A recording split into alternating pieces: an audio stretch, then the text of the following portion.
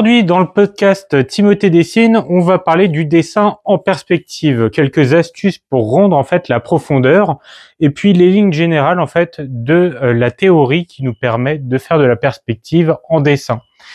Avant d'aborder la perspective linéaire, ce que vous connaissez probablement tous ou ce que vous espérez apprendre en visionnant cette vidéo, c'est-à-dire de composer votre perspective avec des points de fuite et une ligne d'horizon, on va juste voir quelques astuces déjà qu'on peut observer sans maîtriser du tout d'outils de construction géométrique de perspective et qui permettent de montrer de la profondeur. Et la première chose déjà, quand on a un objet n'importe lequel comme ça va être d'utiliser les superpositions pour montrer la profondeur. C'est-à-dire que là, par exemple, j'ai un objet qui a une boîte en carré. Eh bien, si je place un carré devant, qui est plus petit, hop, directement, le carré qui est plus petit est devant le carré qui est plus grand. Parce que il est superposé à lui, c'est-à-dire qu'il va masquer en partie l'objet qui est derrière. Et donc ça, c'est déjà une première façon de représenter la profondeur, de montrer qu'il y a des choses devant et des choses derrière.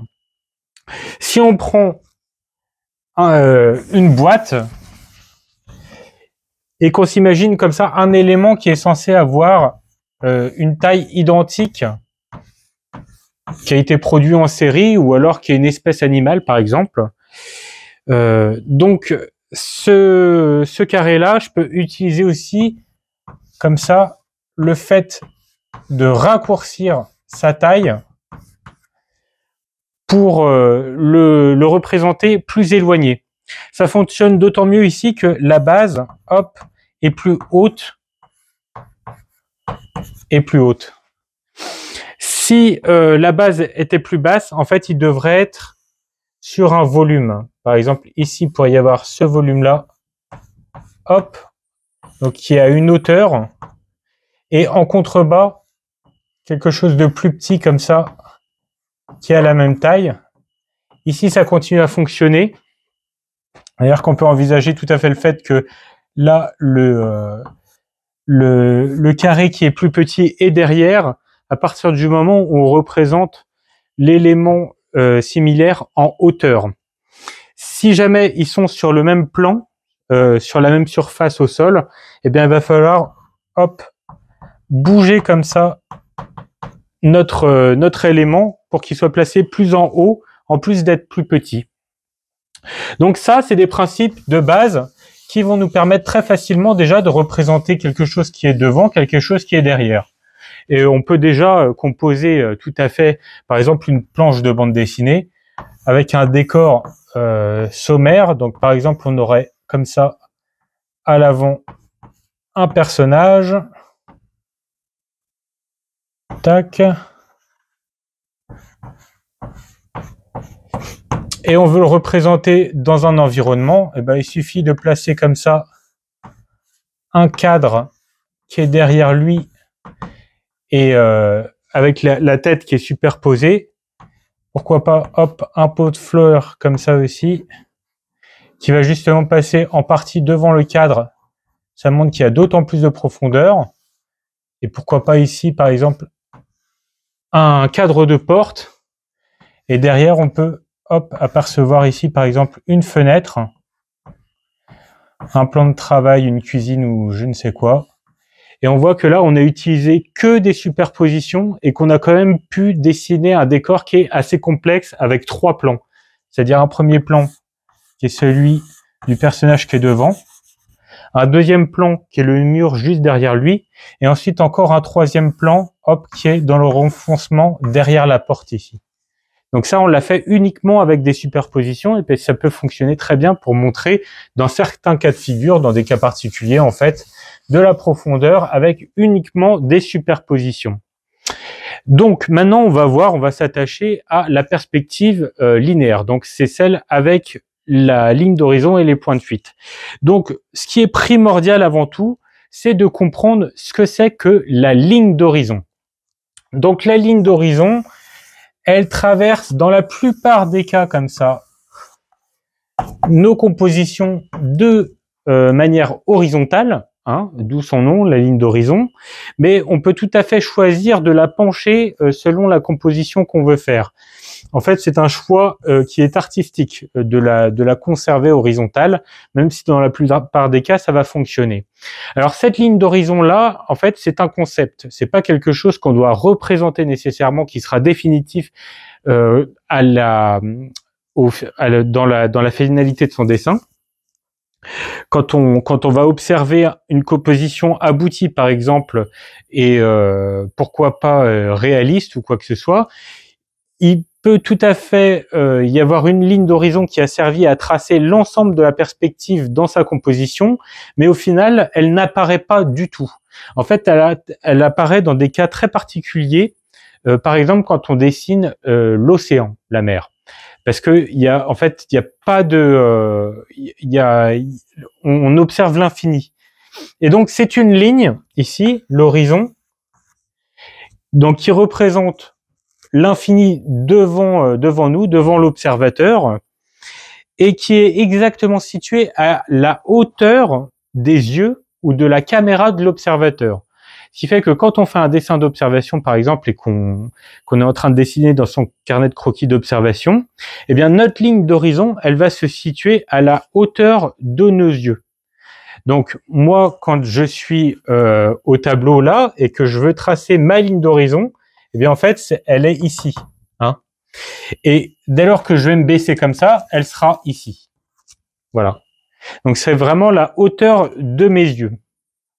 Après, maintenant, si par exemple je dois faire un dessin animé, je dois faire une BD, je dois travailler pour un film ou quoi que ce soit, je vais pas réfléchir en tant que la ligne d'horizon est à ma hauteur, mais elle va être à la hauteur de la caméra. Donc on peut tout à fait envisager de déplacer la caméra de sorte à ce qu'elle surplombe de très haut un humain, par exemple sur une grue ou quoi que ce soit, ou au contraire qu'elle soit très au contrebas, pour représenter tous les éléments qui vont être au-dessus d'elle en contre-plongée, comme on verra plus tard. Et donc ça, c'est déjà un choix narratif qui est fort. C'est-à-dire que quand on va faire une illustration, le choix de la hauteur de sa caméra, en fait, dépend de la position dans laquelle on veut placer l'observateur. C'est pour ça que souvent, on dit qu'on va utiliser une ligne d'horizon haute, donc une vision en plongée, c'est-à-dire une vue de dessus sur la scène, quand on veut avoir comme ça une sensation d'emprise sur le personnage. C'est comme si nous-mêmes on était un géant et qu'on observait quelque chose de petit et démuni. Tandis que quand on va placer sa ligne d'horizon beaucoup plus bas, par exemple, là on va se situer exactement de la même façon que si on était une chose petite, un petit animal ou un insecte. Et du coup, automatiquement le sujet va nous surplomber et avoir énormément de plus de présence en fait, de force et de pouvoir sur nous en tant que spectateurs. Donc le choix vraiment du cadrage est quelque chose de narratif, et moi ce que j'explique toujours, c'est que quand on choisit où on veut placer sa ligne d'horizon, il faut se mettre dans la peau de ce qu'on veut raconter, donc de l'observateur. Et donc est-ce que j'observe en tant que petite souris qui est cachée dans un placard? Est-ce que j'observe en tant que hibou, par exemple, dans une forêt qui observe une scène depuis un tronc d'arbre, ou quoi que ce soit? Donc il faut vraiment se mettre dans la peau, s'identifier aussi ce qui n'est pas dans le cadre, mais ce qui observe le cadre. Ça permet de faire des images qui sont d'autant plus fortes et d'autant plus narratives. Donc là, même si on part de la technique à proprement parler de la perspective, faut voir que toute cette technique-là qu'on apprend, c'est ensuite pour pouvoir raconter des choses. Donc c'est bien, dès lors qu'on intègre ces notions-là, de déjà voir le potentiel narratif qui se cache derrière cette ligne d'horizon. Comme je l'expliquais, la ligne d'horizon, elle est située à la hauteur de nos yeux, et donc tout ce qui est au-dessus de la ligne d'horizon, on va l'observer, hop, en contre-plongée. Donc la contre-plongée, ça veut dire que simplement, on va l'observer par-dessous. Hein. Là, si j'ai un cube, ou c'est pas exactement un cube ça serait plus comme ça, voilà, qui est situé surélevé, mais parallèle au sol, hein, et bien là, je l'observe du dessous. Je l'observe du dessous comme ça. Par contre, si j'ai ce même cube là, qui est situé sous la ligne d'horizon,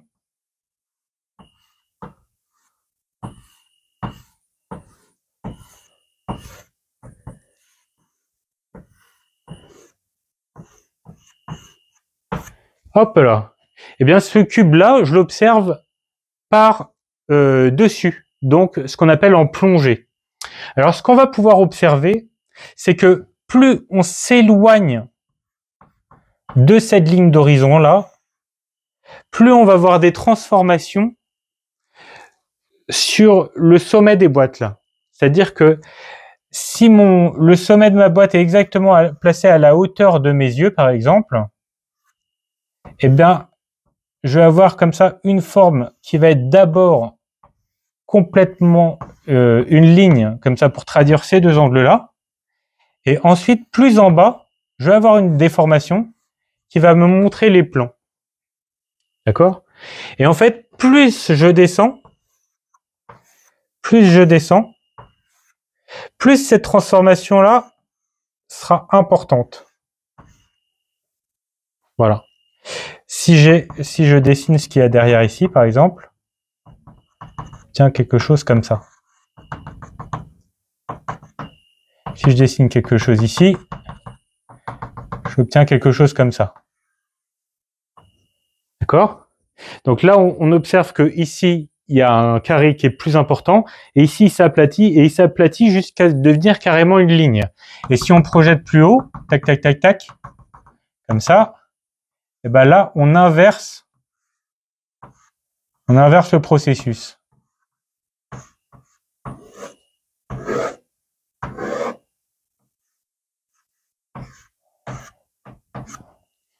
Donc voilà. Et là, si vous observez comment évoluent les lignes comme ça, qui correspondent à une face, par exemple, on va dire que cette face-là, hop, elle est exactement sur le même plan que cette face-là, hein, et que cette face-là. En revanche, la face qui est ici, hop, est non seulement perpendiculaire à celle qui est ici, mais elle est sur le même plan que celle-ci et que celle-ci. Et donc on observe qu'il y a une projection comme ça, en éventail, sur toutes ces lignes. Donc ça s'ouvre un petit peu comme un éventail ici. Tac. Et en fait, si je projette loin ces lignes-là, elles vont converger sur un point qui sera situé sur la ligne d'horizon. Ici à peu près. Voilà. Et là, comme ça. Donc là, j'ai fait au ressenti, hein. Donc plus ça va, plus on peut faire au ressenti. Mais on peut tout à fait commencer par tracer le point de fuite. Donc ça, c'est un point de fuite pour pouvoir projeter ensuite justement nos surfaces qui seront toutes orientées vers la même direction. Donc si le point de fuite, eh ben, il est beaucoup trop éloigné par rapport à notre feuille, par exemple, le bord de notre feuille, il est ici, eh ben, ce qu'on peut faire, c'est simplement repérer, hop, ici, une première distance qui est identique à une autre distance qui est identique à une autre distance, et faire la même chose sur une autre portion. C'est-à-dire que là, j'ai une première portion, j'identifie la distance qui est ici, je la répète ici, tac, et ça va me donner ce point-là, si vous voulez. Tac, donc cette distance-là, je la répercute ici et je la répercute ici. Et ça me permet comme ça de projeter mon éventail dans la même direction que si j'avais mon point de fuite qui était dessiné. Mais tout l'objet en fait du dessin d'observation que vous ferez en amont, c'est justement quand vous étudiez la perspective, eh bien d'essayer d'évaluer l'ouverture justement de ces angles en perspective comme des éventails, sans être obligé nécessairement de tracer les points de fuite. Voilà. Et donc là, ça va être la même chose de l'autre côté. Et on voit que plus la surface, hop là, plus la surface ici est raccourcie, plus le point de fuite est proche de la surface. Donc les surfaces qui sont plus larges, le point de fuite va être plus éloigné, donc il y aura moins de déformation comme ça sur les obliques, sur les axes qui conduisent le plan. Et plus il y aura de déformation, plus le point de fuite sera rapproché. Donc voilà un petit peu ce qu'on peut dire. Donc avant de parler, avant de voir plus en détail ce que ça veut dire que ces points de fuite là, parce qu'on va en voir un petit peu plus quand même. Ce qu'il faut faire, c'est que quand on fait du dessin d'observation, il faut se concentrer vraiment sur les transformations des formes en perspective.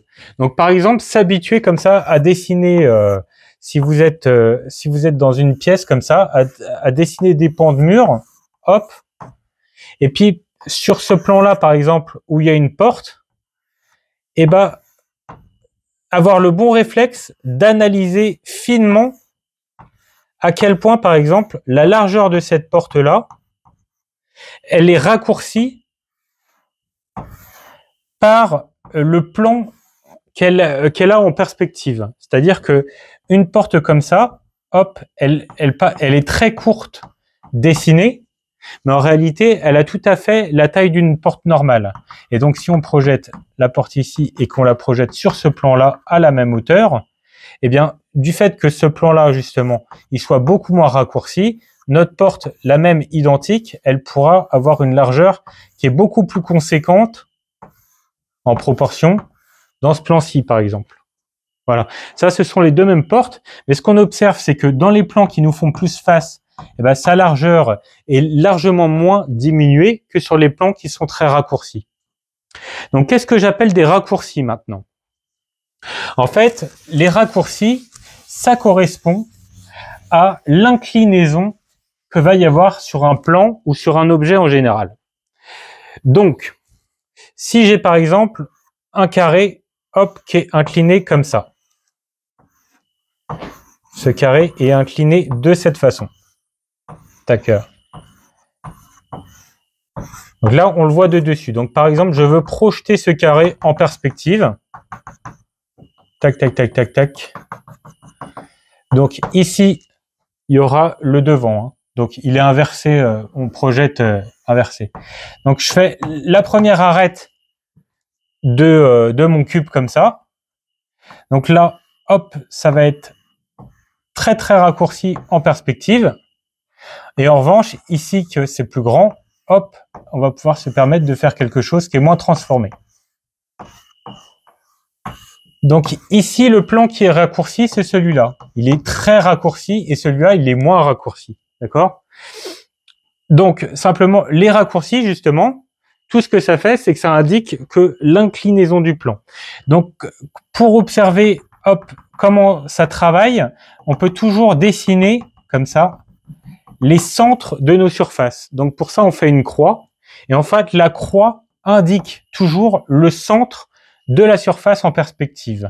Donc on peut s'apercevoir que sur une surface comme ça, qui est très très légèrement en perspective inclinée, raccourcie, eh ben le centre est quasiment au centre de la même façon que ça serait dans un rectangle. Tandis que quand on va avoir une surface qui va être très très raccourcie comme ça, avec beaucoup de déformations, tac, et ben là on s'aperçoit, hop, qu'ici il y a quand même une partie qui est bien plus large que l'autre. D'accord? Et cette partie, elle va être d'autant plus large ici que la transformation est justement visible, très visible. Et cette affaire de proportion là, de savoir à quelle distance, hop, on va placer ces fameux points de fuite. Donc, évidemment, on va placer plus loin les points de fuite des plans qui seront moins inclinés.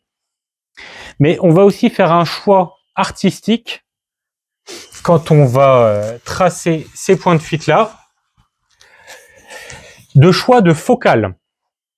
Donc la focale, c'est ça fait écho en fait à la photographie, dans lequel on a des objectifs qui vont cadrer en zoomant plus ou moins sur quelque chose qui est loin ou alors proche de nous. Plus on zoome, enfin, plus on peut cadrer sur quelque chose qui est proche de nous, plus on va avoir des déformations qui vont être exceptionnelles. Donc là, par exemple, ça pourrait être, hop, je suis pas dans le cadre d'un cube, c'est un pavé carrément, mais sur lequel il y a une déformation qui est vraiment exceptionnelle. Hein. C'est-à-dire que là, on est à peu près situé aussi ici au niveau de la ligne d'horizon. Et il y a des angles ici qui sont quand même extrêmes. Si vous observez vous-même en fait la nature qui vous entoure, c'est très très rare d'observer ce type d'angle-là sur des objets, hein, à part des objets qui sont vraiment très très proches de vous.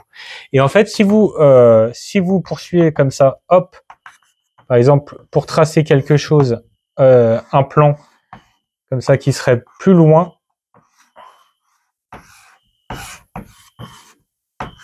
Hop, voilà, un plan qui serait plus loin comme ça.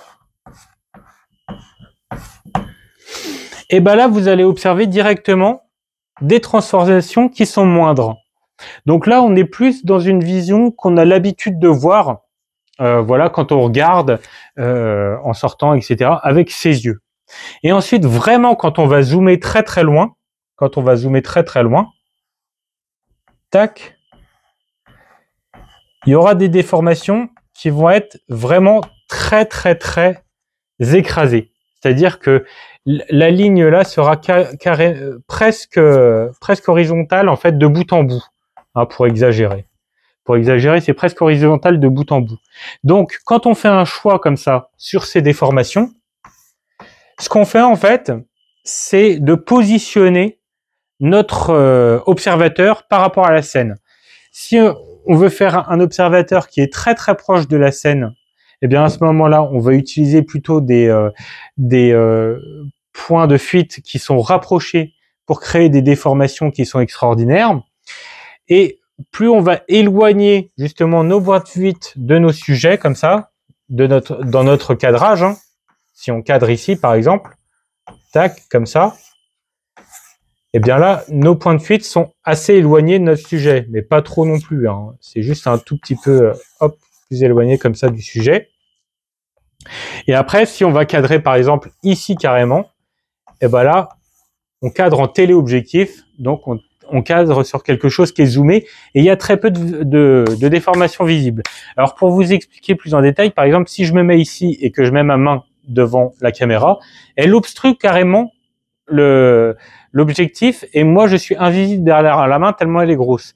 Maintenant, si je garde la même distance de ma main sans me prendre le tapis avec mes chaussures comme ça, et bien là on voit que la déformation comme ça de ma main est bien moindre. Elle est bien moins grosse que quand j'étais plus rapproché par rapport à mon visage et par rapport au reste de mon corps. Et bien c'est exactement la même chose qui se produit quand on va choisir un objectif ou un autre pour saisir en fait la qualité de son zoom sur son sujet et donc le rapprochement de ses points de fuite. Maintenant, je vais vous expliquer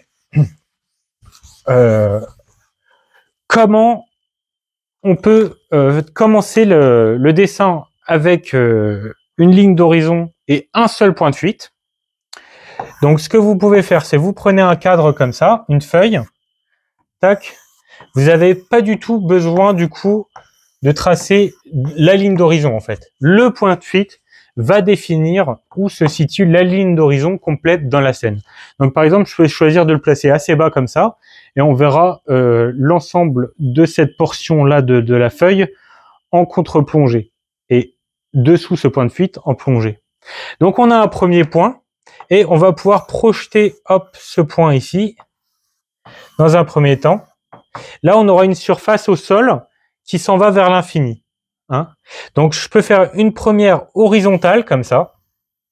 Donc, dans les perspectives avec un seul point de fuite, on a les deux angles, les deux surfaces comme ça, qui seront parallèles, qui vont converger vers le même point de fuite.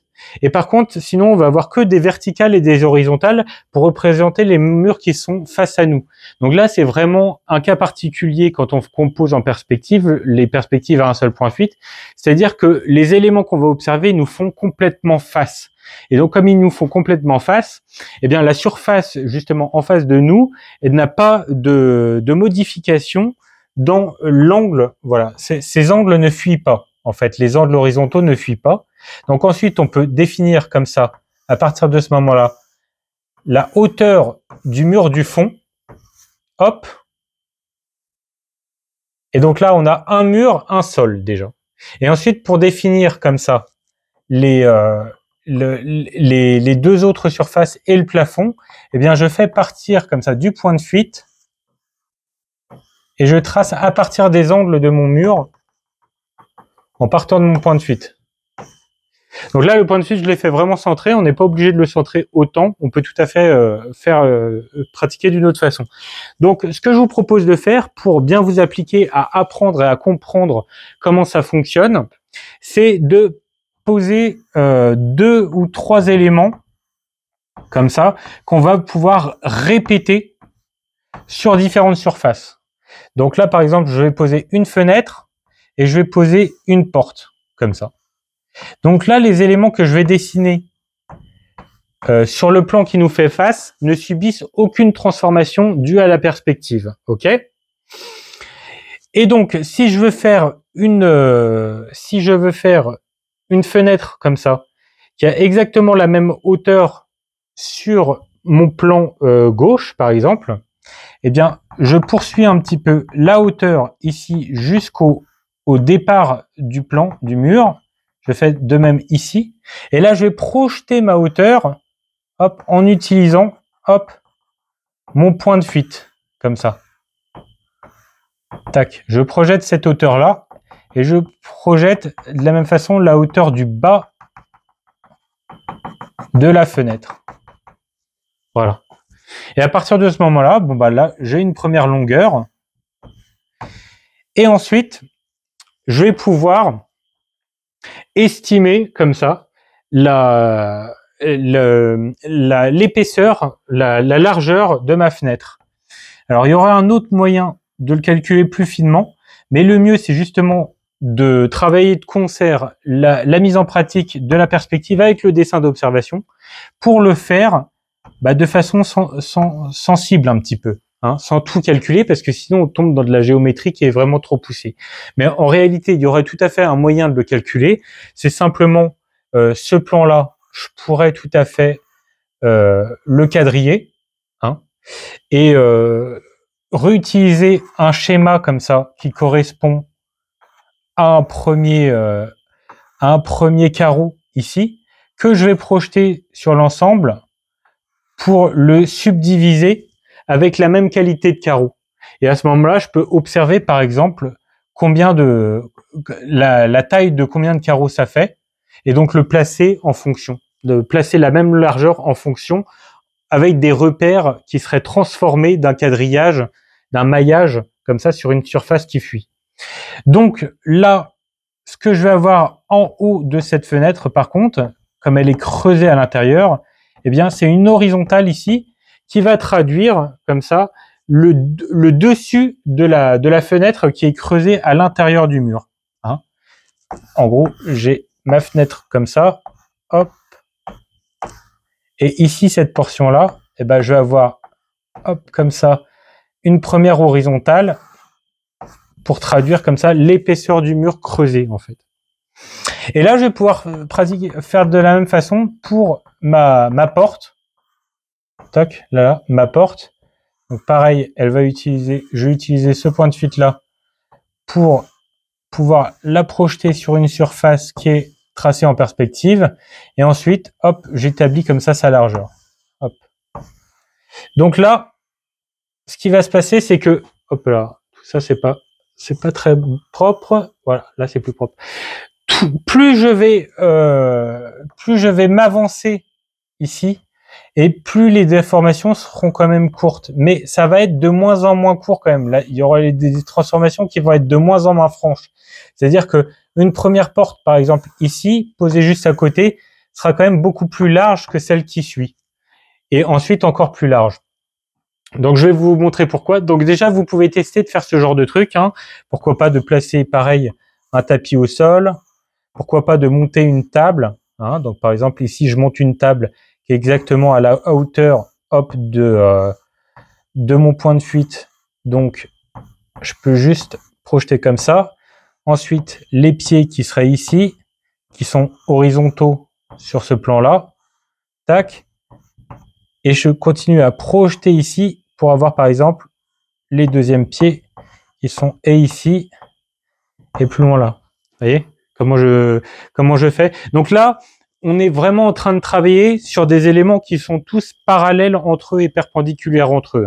C'est de toute façon comme ça qu'on va travailler au départ la perspective, et on va voir que tout l'enjeu après, ça va être de pouvoir justement déplacer l'orientation des objets les uns par rapport aux autres pour créer du dynamisme et de la vie à l'intérieur des scènes, et quelque chose de beaucoup moins froid et un peu informatique, on va dire.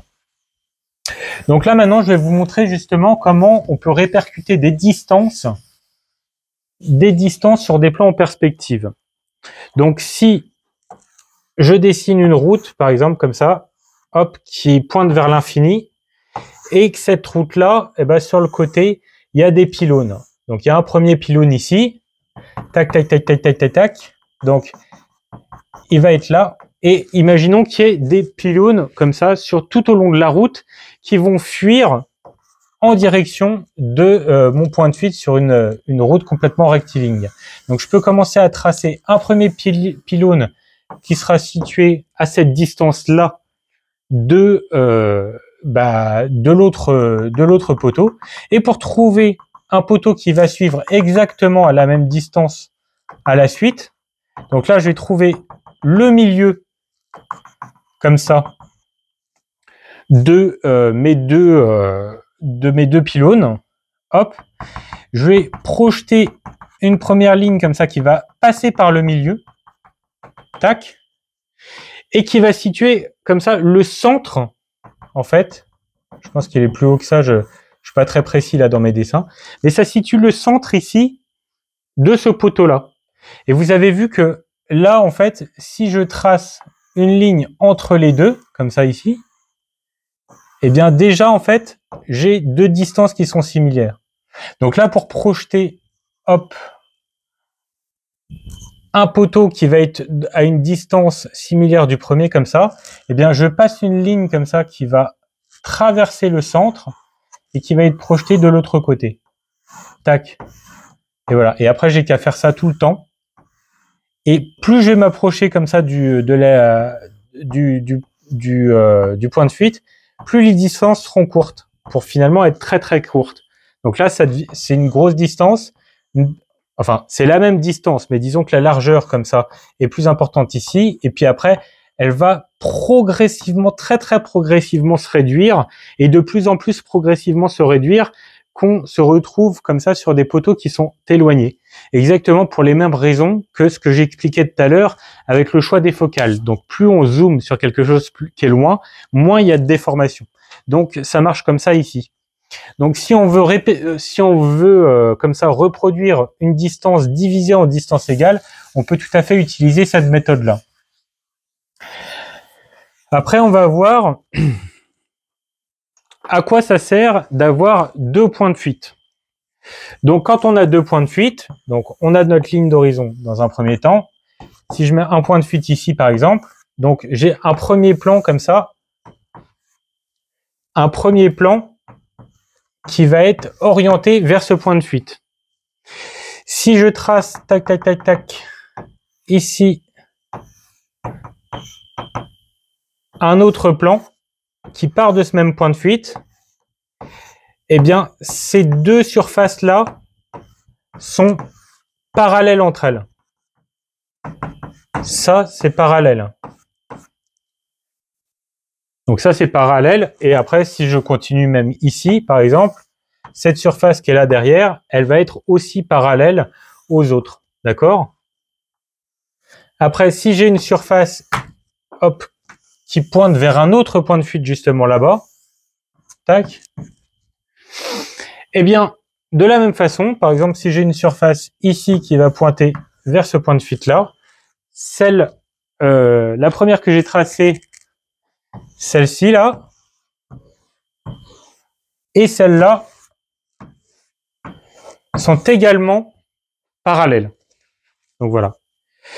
Donc là, on peut à la fois avoir par exemple des surfaces comme ça qui sont inclinées, et pourquoi pas centrer comme ça avec un autre point de fuite, avec une surface qui est inclinées ou des surfaces comme ça, qui sont inclinées, mais du coup dans d'autres directions. Et comme ça suit exactement, hop, le même, c'est basé comme ça sur la même hauteur de ligne d'horizon, ça peut fonctionner de concert dans la même scène. D'avoir à la fois des éléments qui sont construits avec 2 points de fuite et d'autres qui sont construits avec un point de fuite central comme ça, avec des éléments qui nous font face directement. Mais on peut multiplier, on peut en réalité multiplier les points autant qu'il va y avoir de surfaces inclinées de différentes façons. Et ça, pour le comprendre très bien, c'est qu'en fait, si par exemple j'ai un mur qui tourne, donc je vais avoir un premier plan, hop, qui va se diriger vers un point là. Et puis si je veux faire aller progressivement le mur plus vers moi, par exemple, eh bien je vais rapprocher un point de fuite ici, hop, et là je fais tourner d'un coup le mur beaucoup plus vers moi. Et après je peux encore d'autant plus le rapprocher comme ça.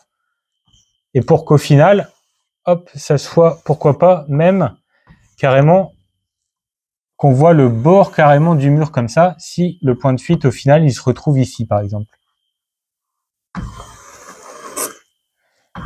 Donc là on voit comment j'ai fait tourner comme ça mon mur, tac, en utilisant plusieurs points de fuite différents.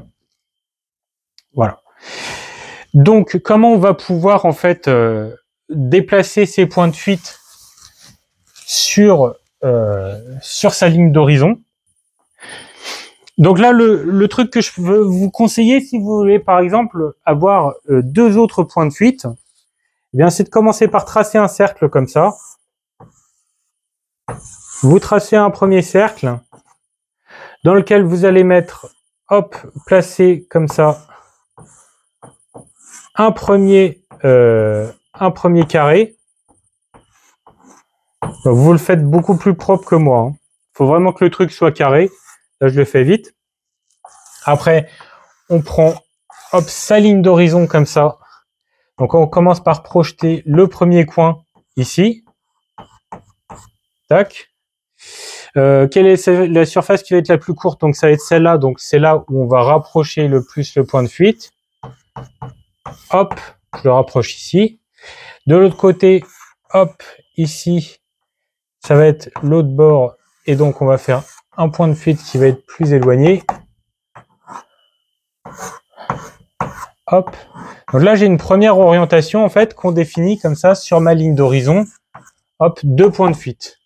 Eh bien, si je veux cadrer un autre cube, je peux utiliser en fait l'intérieur de ce cube-là, par exemple.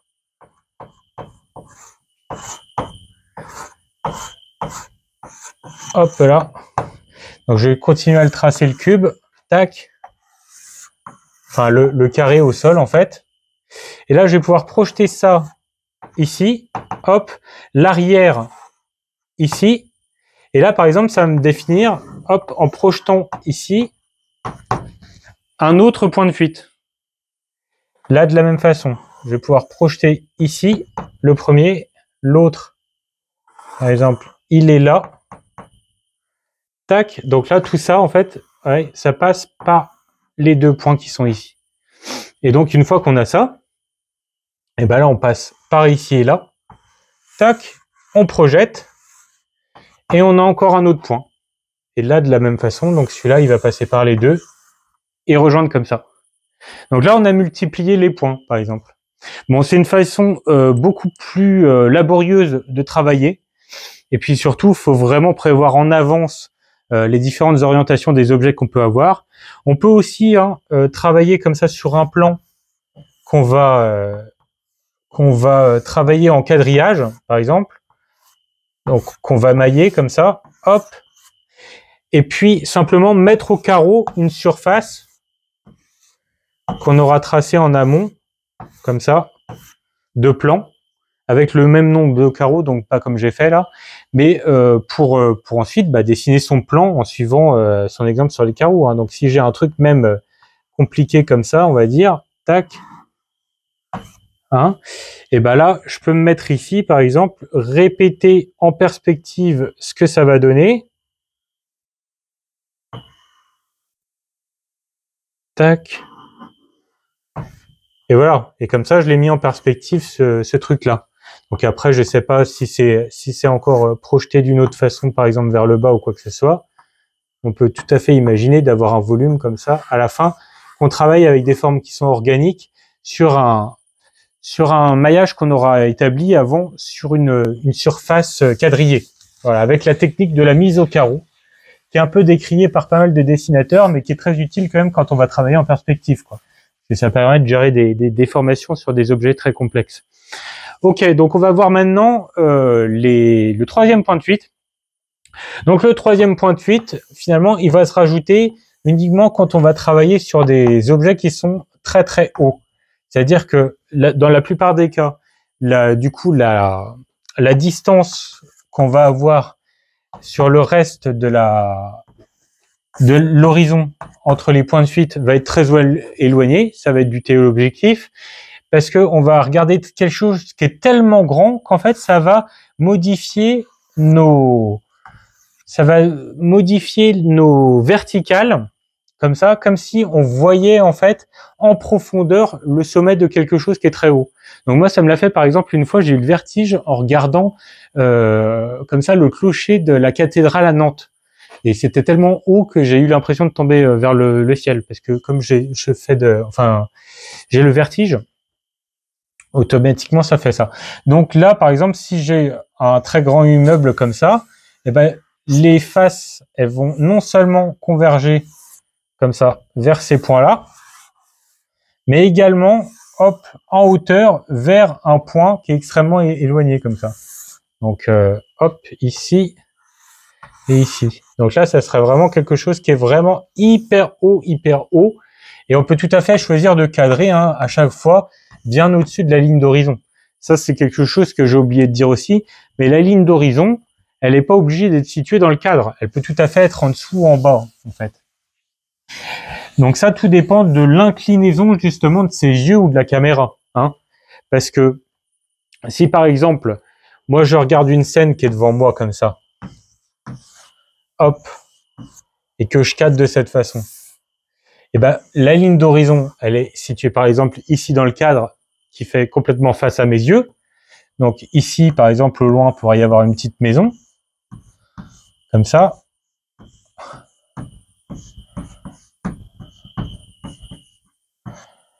Avec un sentier qui descend comme ça. Mais par contre, si au lieu d'avoir la tête comme ça qui est fixe face à moi, et ben je décide de la baisser, et ben du coup mon cadre, il se situe ici, sur lequel une surface sur laquelle peut y avoir des sujets. Également, un petit lapin par exemple. Hop. Hop, des fleurs.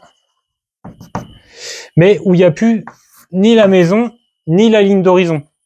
Donc ça, le choix du cadrage, en fait, c'est on détermine comment aussi est orientée notre tête. Donc, il y a évidemment la hauteur de la tête, mais ensuite, comment on va la déplacer, et ben ça va permettre de, comme ça, savoir comment on situe le cadre par rapport à la ligne d'horizon. Est-ce qu'elle est intégrée? Est-ce qu'elle est dessus? Est-ce qu'elle est dessous? Donc, est-ce qu'on voit l'ensemble comme ça, en plongée, très en plongée, et donc la ligne d'horizon est carrément pas intégrée, elle est carrément au-dessus de notre format? Ou alors est-ce qu'on voit la ligne d'horizon et qu'on voit à la fois des choses en plongée, des choses en contre-plongée? Ou alors est-ce qu'on va voir uniquement le ciel, par exemple là? Et donc, si je cadre en haut, eh ben, va y avoir, par exemple ici, hop, un avion, hop, et juste un départ de toit de la maison au-dessus, quoi. Holy days, oh holy days, c'est l'avion qui descend du ciel. Et voilà. Donc là, on a un petit peu tout expliqué. Donc je vais revenir quand même sur les fondamentaux. C'est que quand vous tracez n'importe quelle perspective, le truc le plus important dont il faut se souvenir, c'est que ce qui va fonctionner le mieux, quoi qu'il arrive, ça va être les superpositions. Donc ça va être d'avoir un objet comme ça, qui va masquer, dissimuler en partie un autre objet qui est derrière. Hein. Et là, si on montre comme ça un plan qui va cacher une maison, et ben la maison existe d'autant plus qu'elle est cachée par quelque chose en fait. Paradoxalement, le fait comme ça que l'atmosphère, l'univers, le décor environnant comme ça, eh bien soit impliqué, soit marche en interaction avec d'autres éléments du décor, et ben ça crée un univers qui va être d'autant plus crédible et dans lequel justement il y aura des sensations de profondeur qui vont être marquées. Et après on verra que quand on va pouvoir rajouter aussi l'ombrage, eh ben, on va pouvoir faire à la fois une ombre comme ça qui va interagir avec un objet et qui va impacter les autres objets qui sont aussi à l'intérieur de la scène et ça va créer d'autant plus de vraisemblance dans notre image. Donc ça, de travailler sur les superpositions, ça va être le truc le plus important. Ensuite, je vais répéter, l'autre truc le plus important, c'est de définir la hauteur de la ligne d'horizon dans notre scène. La hauteur de la ligne d'horizon, ça correspond à la hauteur des yeux de l'observateur ou de la caméra qui va observer la scène. Et donc, plus l'observateur est petit ou observe de bas et est accroupi, plus la ligne d'horizon va être basse.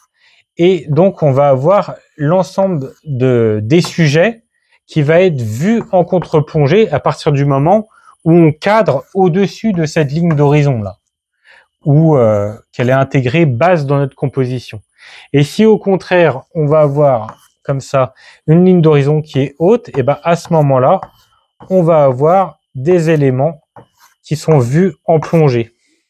L'autre truc le plus important, c'est que plus on s'éloigne de la ligne d'horizon, plus les déformations vont être visibles sur les surfaces. Donc là, ça égale ça, hein, si c'était bien dessiné, mais c'est beaucoup plus haut du fait que finalement on l'observe de beaucoup plus haut. Donc ça marche aussi sur les ellipses. Hein. Les ellipses, on verra ça plus tard quand on va travailler sur le modelé.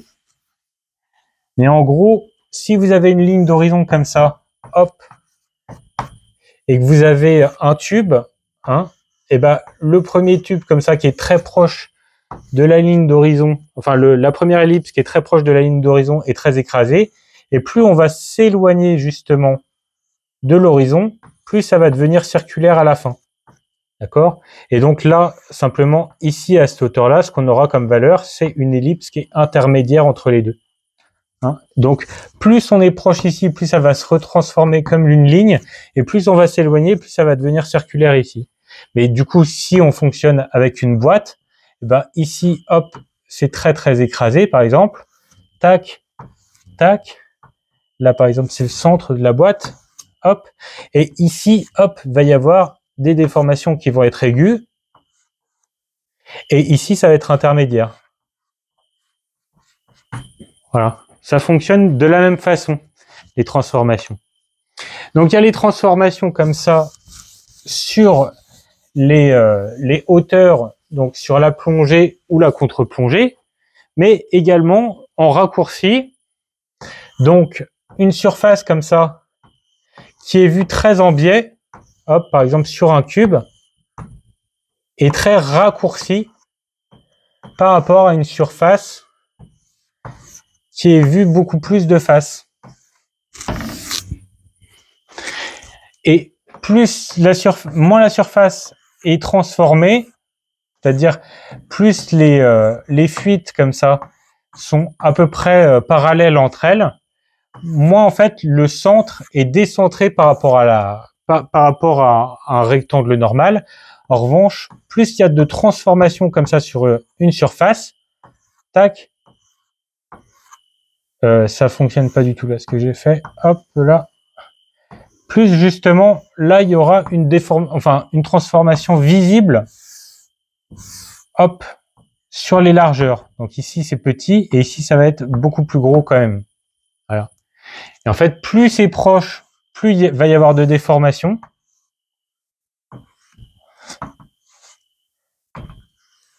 Comme ça, j'estime à peu près.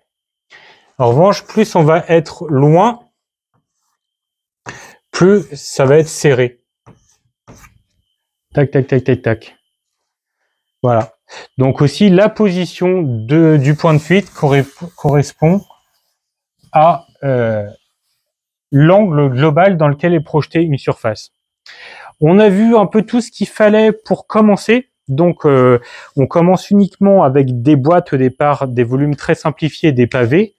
Et puis, dans un prochain podcast, je vous expliquerai un petit peu comment travailler sur du modelé plus organique, avec lequel justement on va pouvoir un petit peu faire évoluer des surfaces dans l'espace, utiliser comme ça des formes et des volumes, voilà, qui vont être un petit peu plus naturels et moins froid qu'en travaillant uniquement les boîtes. Donc, ce qu'on peut voir aussi, c'est que quand on travaille de cette façon-là, avec une ligne d'horizon, on va travailler quasiment exclusivement sur des surfaces comme ça qui vont être parallèles ou verticales par rapport au sol. Hein. Donc, dès lors qu'on veut incliner, par exemple, une boîte, eh ben, on va plus pouvoir utiliser les points de perspective, les mêmes points de perspective que les surfaces qui seraient que les surfaces qui seraient parallèles au sol. Donc là, on voit que par exemple ici, eh bien, j'ai un volume comme ça d'inclinaison de ma boîte en espace négatif comme ça, qui la pose comme si elle était un petit peu sur un tremplin. Et bah ça en fait justement, si vous voulez incliner des boîtes ou quoi que ce soit, vous pouvez utiliser ce type de volume un peu négatif là, en construisant déjà une première boîte. Bon là on rentre dans quelque chose qui est un peu plus compliqué, hein. Mais je crée une première boîte par exemple. Eh bien j'estime un angle comme ça pour projeter justement une direction nouvelle. Et ensuite, je vais pouvoir utiliser ces repères-là pour construire quelque chose qui va être dirigé d'une autre façon. Et toujours en utilisant en fait une logique comme ça d'éventail, mais c'est un éventail qui du coup va pas être dirigé, dont le point de fuite ne va pas être dirigé vers la ligne d'horizon, du fait qu'il est incliné dans l'espace. Voilà. Qu'est-ce qu'on peut voir d'autre? On verra la suite la semaine prochaine. Bon, c'est un cours qui est assez complet quand même. N'hésitez pas à me dire si je vous ai appris des choses, si vous voulez qu'on revoie certains trucs que j'ai mal expliqués. Et puis, je me ferai un plaisir éventuellement de vous aider.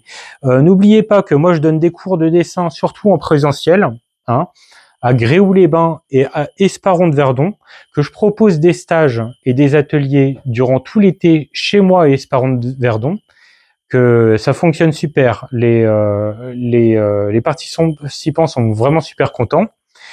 Et donc, n'hésitez pas à rentrer en contact avec moi si jamais vous voulez participer aux cours en présentiel l'année prochaine.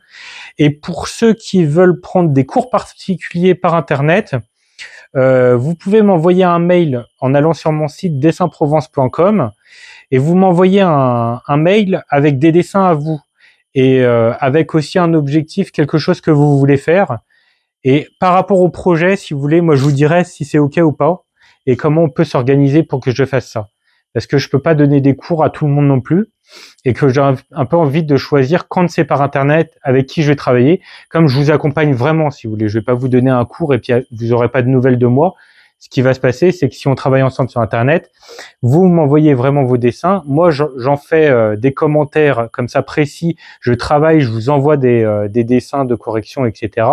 Et donc, il y a tout quelque chose quand même qui me demande du travail et j'ai envie de le faire uniquement avec les gens qui s'impliquent ou qui ont simplement une démarche qui me parle. Donc, ça peut être par exemple de pouvoir apprendre après à son enfant à dessiner ou ce genre de truc. Donc, apprendre à dessiner pour ensuite l'apprendre à son enfant, ça fait partie par exemple des alors le dites pas exprès pour me convaincre, mais voilà, ça ferait partie des trucs qui moi me touchent particulièrement et pour lesquels je serais capable de vous accompagner. Et par contre, si vous avez par exemple pour ambition de rejoindre un studio d'animation ou quoi que ce soit, c'est vrai que c'est quelque chose qui va moins me toucher pour ma part.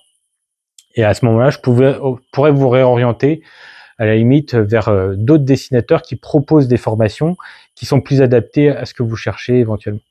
Allez, en tout cas, je vous souhaite le meilleur. Je vous souhaite de progresser, surtout de fusionner dessin d'observation et études de la perspective en simultané pour pouvoir bien comprendre ce que vous appliquez de façon théorique. Et on se retrouve la semaine prochaine pour un nouveau podcast hyper long, hyper fourni. Allez, ciao tout le monde.